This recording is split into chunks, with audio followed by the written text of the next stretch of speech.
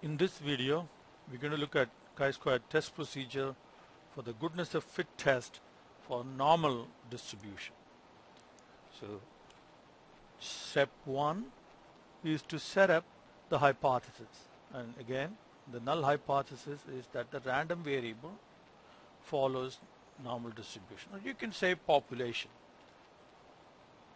follows normal distribution. Okay.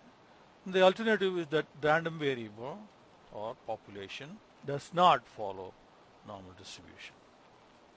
Okay. Let's look at an example.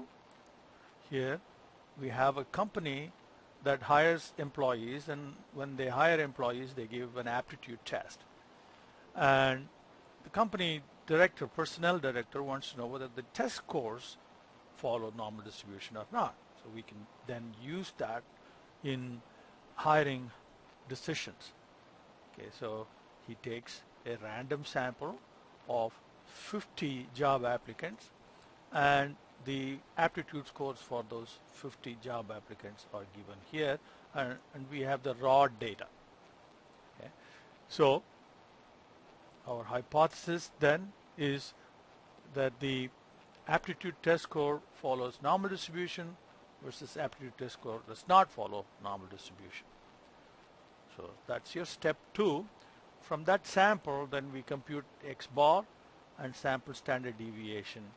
Yes, let's look at how to do that in Excel. So we have a population, aptitude test score, and sample. I already have the data in a column, and the data is named score.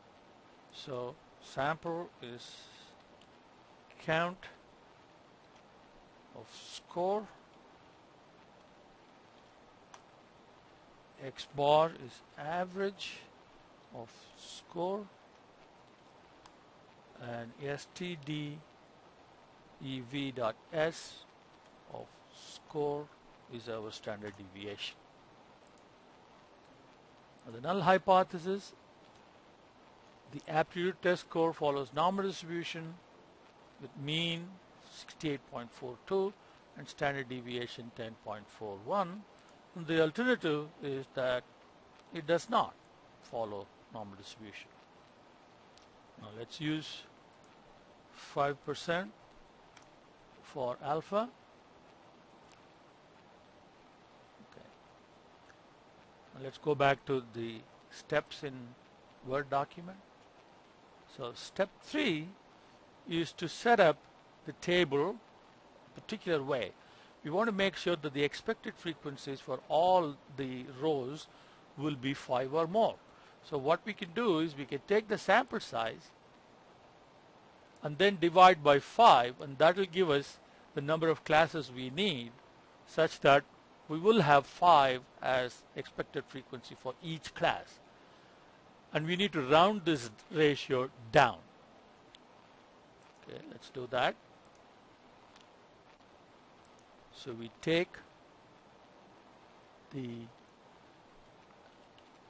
use the int function, n over 5. Then we do 1 over that number of class intervals. That will give us probability for each class.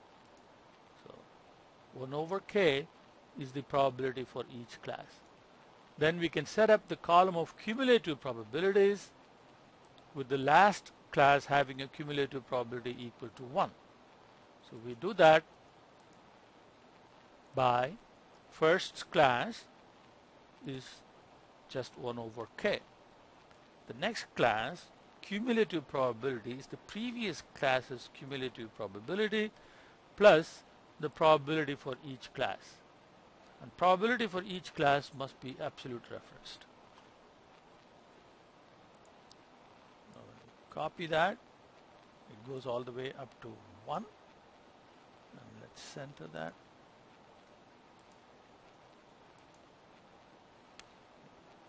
The next step is to find the class intervals themselves, the upper limit for each class, and that is given by norm.inv function with cumulative probability and exponent s. So let's do that. These are the upper class limits. So norm dot inv, cumulative probability is that, and we use x bar for mean, absolute reference that, and s for the standard deviation, absolute reference that. So that gives us the first upper limit. We copy that down, and that gives us the upper limit for the rest of the classes. So we'll continue this problem in the next video. This is the second of the two videos demonstrating the chi-squared goodness of fit test for normal distribution. In the previous video, we looked at the first three steps. Step 1, set up the hypothesis. Step 2, collect the random sample and compute sample mean and sample standard deviation. Step 3, set up the class intervals and the class upper limits. And for that, you have to first find number of classes by dividing the sample size by 5, and then round it down. Then 1 over k is the probability for each class, and then come up with the cumulative probability such that the total probability is 1, and then use norm.inv with the cumulative probability to determine the upper class limit. The next step is to actually compute the frequencies for each of those classes. The frequencies are computed using an Excel function called frequency, but we have to set it up as an array function. So that is a special type of function. So I'll demonstrate how to do that. Okay. So now we have the class upper limits already set up from the previous video. Now we have the scores, the sample data.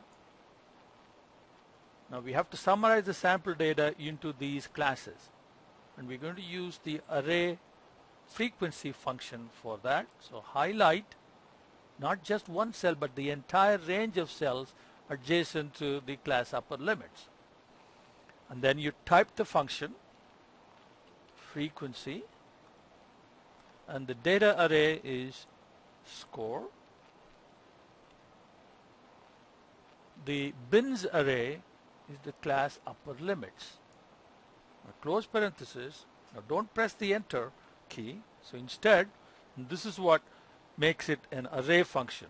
You have to press shift control, the two keys down. Okay, shift and control. Keep it down, press it down, don't let it go, and then press the enter key.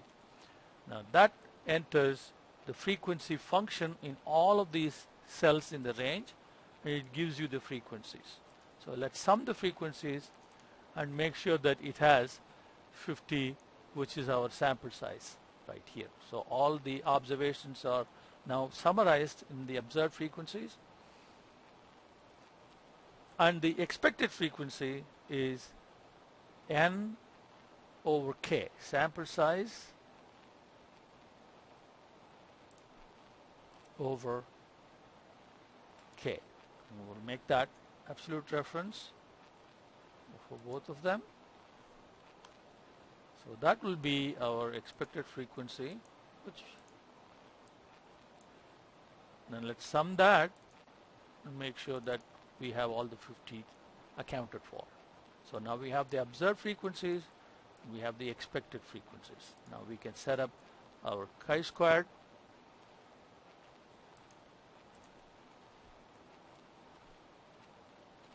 Observed frequency minus expected frequency squared divided by expected frequency.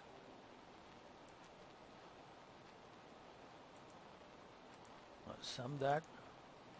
That is our chi-squared value.